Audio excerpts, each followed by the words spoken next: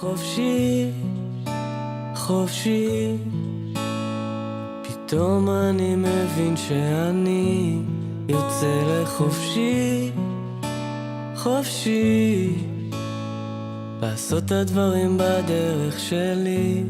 Levana Zamir, bonjour. Bonjour. Merci de nous accueillir dans ce centre du patrimoine des Juifs d'Égypte, ici en Israël, à Tel Aviv. On va parler de ce centre aussi, mais on va surtout parler de cette période que vous avez vécue en Égypte, de ce départ pour arriver en Israël. C'est vraiment Yetziat Mitzrayim que vous avez fait, on peut dire. Vous faites partie d'une famille juive d'Égypte ancienne. Est-ce que vous savez depuis combien de temps votre famille était en Égypte ? Alors, du côté de la grand-mère de mon père, elle s'appelait Rena Shemes. Alors, Shemes, c'est très ancien en Égypte, on le sait, 2000 ans. Si vous entrez dans Google, il était un alchimiste et il était très connu. Alors, Shemes, c'est 2000 ans en Égypte, du côté de mon père, le père de mon père. Et du côté Vidal, les Vidal sont arrivés d'Italie vers la moitié du XVIIIe siècle, depuis 1750, et aussi du côté de ma mère, Mosseri, ils sont très connus, arrivés en Égypte en 1750, 1755. Alors, nous sommes et d'Italie et aussi d'Espagne, parce que la grand-mère de mon père s'appelait Rena. Rena, on voit que c'est les Juifs d'Espagne et du Portugal. Vous appartenez donc à une famille de l'aristocratie égyptienne, une famille juive donc. Ouais. Qu'est-ce que vous vous rappelez de votre enfance ? Alors, je sais que j'avais une très belle enfance. Ça n'allait pas de soi, enfin, mais en ce temps-là, c'était la vie. Alors, ma meilleure amie en Égypte, c'était une musulmane. Et vous savez, de même souche que nous autres, c'était une famille Heikal, c'était l'aristocratie égyptienne, et la troisième amie était une chrétienne. Donc on était une juive, une musulmane, une chrétienne, il y avait une bonne en entente. pleine harmonie. C'était tellement naturel, personne ne demandait quelle religion, on ne parlait pas de ça. Nous étions les meilleurs amis à l'école. Nous étions en très bonne relation, et avec nos amis et non-juifs de l'aristocratie égyptienne, et nous étions aussi en très bonne relation avec le peuple égyptien. Vous vous souvenez de votre maison en Oui. Égypte ? Nous habitions à Helwan, qui est à 20 minutes du Caire, comme vous diriez ici Herzliya Pitouar, Savion, c'était des villas, et c'était une ville de jardin. On habitait une très grande villa avec plusieurs chambres, des salons, vous savez, et deux servantes qui habitaient à la maison. Il y avait toujours celle qui était toujours là, parce qu'il y avait toujours un bébé à la maison. Nous sommes sept enfants. Et une plus jeune qui allait au marché, et qui m'amenait à l'école. C'était comme ça, c'était cette vie-là, avec 3 mois d'été en dehors du Caire, sur la plage de la Méditerranée à Ras El Bar. Ça, c'était le village de vacances. Oui, 3 mois. La mer, le sable, le Nil d'un côté et la mer Méditerranée de l'autre côté.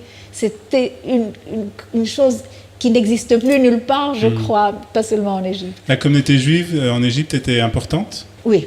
Alors, il y a ceux qui disent 80 000, c'est faux. Les statistiques peut-être disent cela, mais les Juifs d'Égypte ne cherchaient pas tellement à s'inscrire au ministère de l'Intérieur.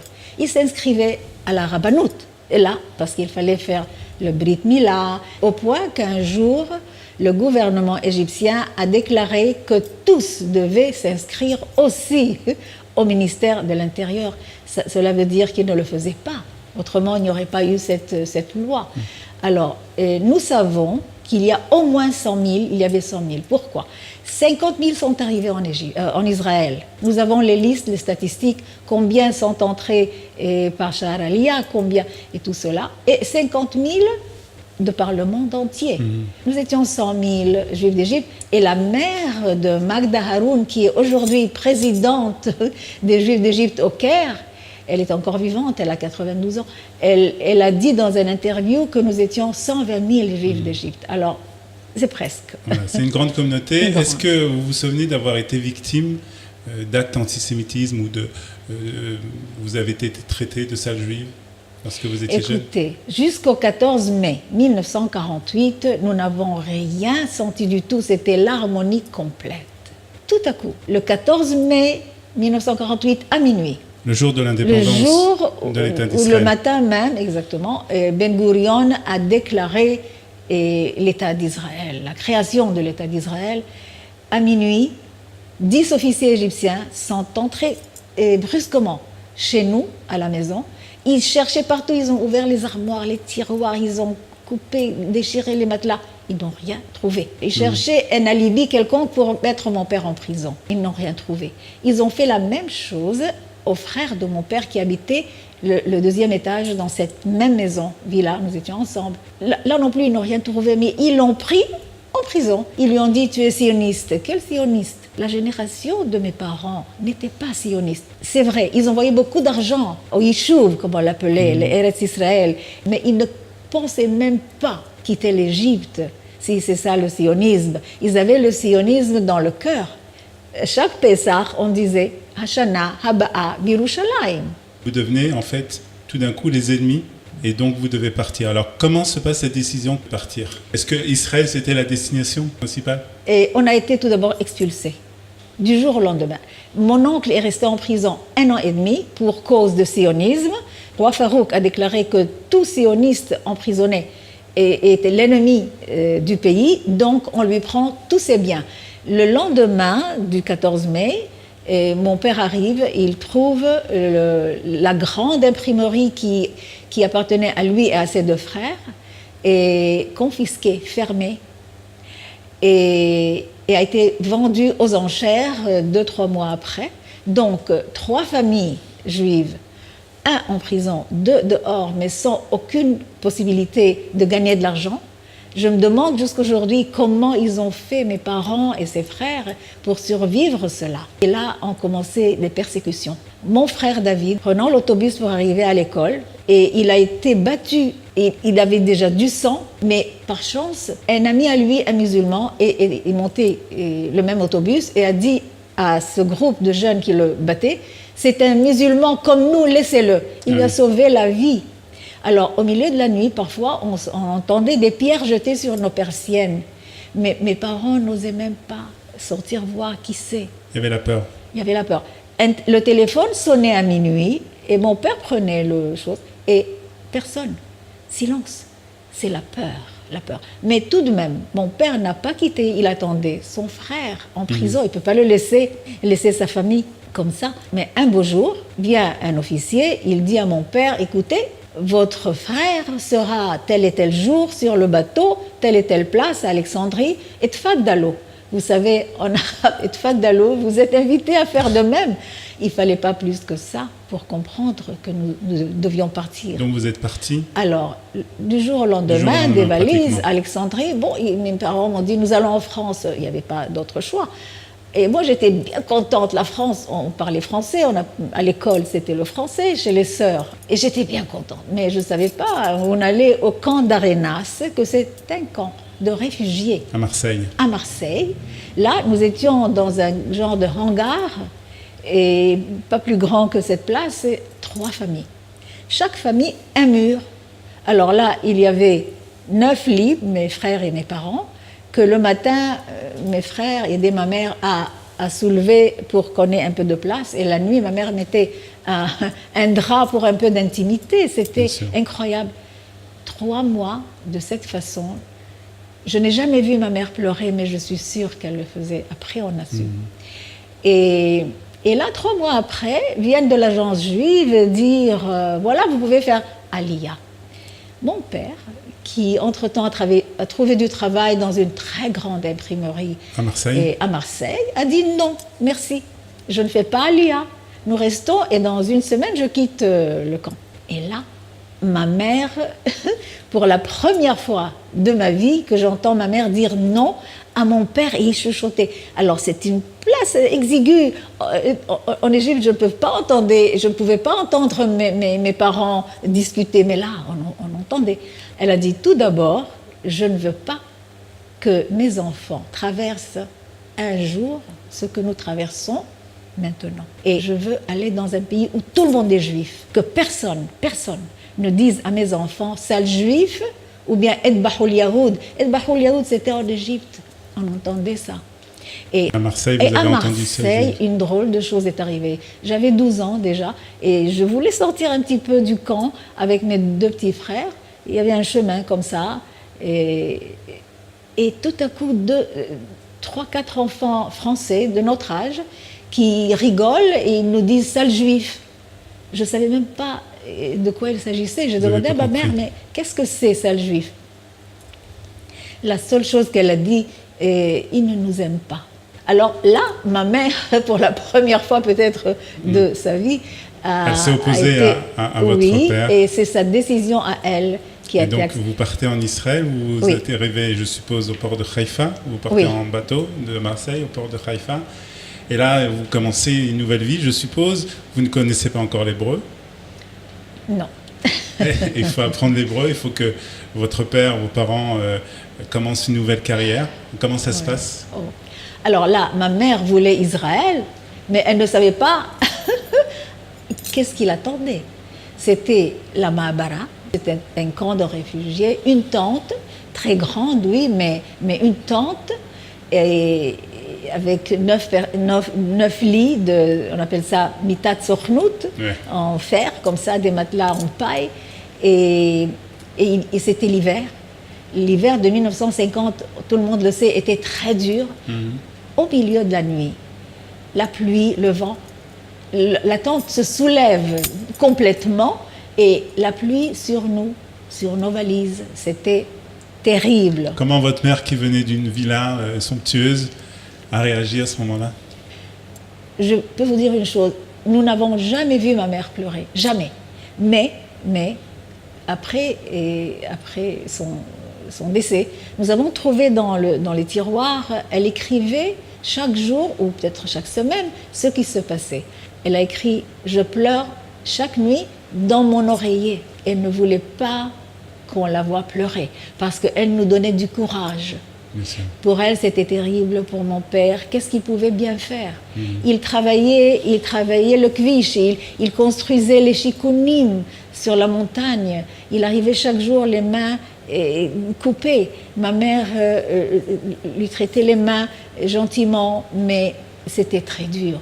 Et puis, il a trouvé un autre travail. Il a porté les journaux de la ville à tous les kibbutzim autour du Kinneret.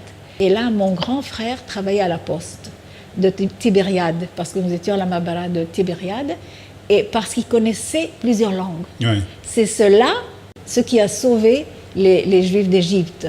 Et connaissant plusieurs langues, ils ont été très facilement introduits dans les banques israéliennes, dans les compagnies d'aviation. Et c'est ce qui a aidé mon père, une fois qu'on a quitté la Ma'abara, est venu à Tel Aviv, il a tout de suite travaillé dans un grand hôtel comme réceptionniste de nuit. Et tout de suite, très vite, il est devenu directeur de la réception. Vous voyez, parce qu'il connaissait les langues. Et les Juifs d'Égypte, d'habitude, sont assez aimables. Alors, ça a bien travaillé. D'ailleurs, c'est ce qui sauve tout réfugié dans le monde.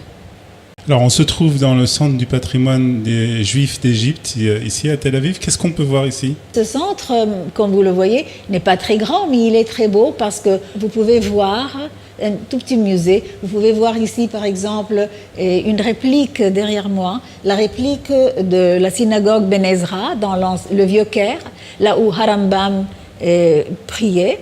Et il existe depuis 2000 ans, on le sait bien. Et c'est là, on dit que Moshe Rabbeinu venait prier, c'est pour ça que cet emplacement est saint pour toutes les religions. Il venait prier ici avant d'aller voir le pharaon pour lui dire « Let my people go », « Shalach et ami ». Et là, vous voyez, ça c'est une parochette égyptienne, la réplique d'une parochette qui se trouve d'ailleurs au musée à Jérusalem, au musée d'Israël. Un autre côté, vous avez les 100 années d'or du Muhammad Ali. Nous avons eu presque 150 années d'âge d'or où les Juifs ont construit l'Égypte. Alors Levana, on va terminer par un combat que vous menez déjà depuis plusieurs années. C'est le combat justement pour que les Juifs qui étaient dans les pays arabes, en particulier les pays en Égypte, soient reconnus comme réfugiés et touchent des indemnités. Où vous en êtes dans ce combat? Alors, écoutez, déjà en 1956, Israël nous a dit, remplissez ces formulaires, écrivez combien vous avez laissé en Égypte. Mon père, parmi d'autres milliers de familles, nous avons rempli ces formulaires. Mais alors, il n'y a rien eu. Il y a eu la paix Israël-Égypte. Et le paragraphe numéro 8 disait qu'il y aura un comité israélo-égyptien qui va voir combien l'Égypte doit aux Juifs d'Égypte et combien Israël doit à l'Égypte. Parce qu'au Sinaï, pendant 9 ans, après 67, il y avait là des puits de pétrole que Israël a puisé.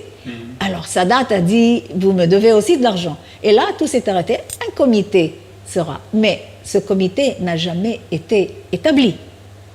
Et ça nous fait du mal. Vous nous devez, nous vous devons, mais ça ne doit pas venir au compte de l'argent laissé par nos familles, par mon père.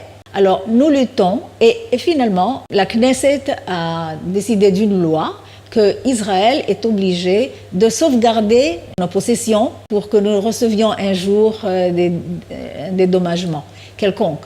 Et puis, depuis, rien n'a été fait. Mais tout de même, dernièrement, vous avez sûrement entendu, la ministre Ghila Gamliel a déclaré qu'Israël est en train de voir combien les Juifs des pays arabes ont quitté dans leur On l'essaye dans leur pays, dans les pays arabes. Oui. Et on parle de 200 milliards. Moi, je crois qu'il y a plus que cela. À mon avis, c'est plus que cela. Donc, c'est un combat que vous menez. Oui. Est-ce que, pour terminer, est-ce que vous êtes retourné en Égypte? Ah oui. Et en vérité, tout de suite après la paix, je ne savais pas qu'est-ce que j'allais trouver là. Mais ma mère m'a dit, va. J'ai été avec mon mari. J'ai trouvé mes sources, je m'excuse de le dire, je suis israélienne, complètement israélienne, mais là j'ai trouvé mes sources. J'ai compris que j'étais de nature égyptienne, mon caractère est égyptien. Et en Israël, on est venu, on a trouvé une certaine agressivité, une certaine... Mais non, les Juifs d'Égypte, les Égyptiens, quand ils sont agressés, ils laissent passer. Une fois, 2 fois. La 3e fois, ils disent, il y a ici un problème. Ils s'éloignent. C'est ça. Et finalement, j'ai compris que ça, vous l'avez découvert en retournant. En Égypte. J'ai compris cela.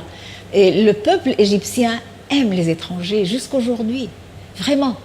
Mais il y a d'autres peuples qui sont arrivés en Égypte, des pays arabes tout autour, vous savez. Et ceux-là n'ont pas le même caractère de l'Égyptien vrai.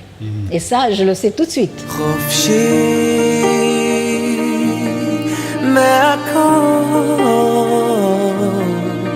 תבינו שנולדתי מוכן להכל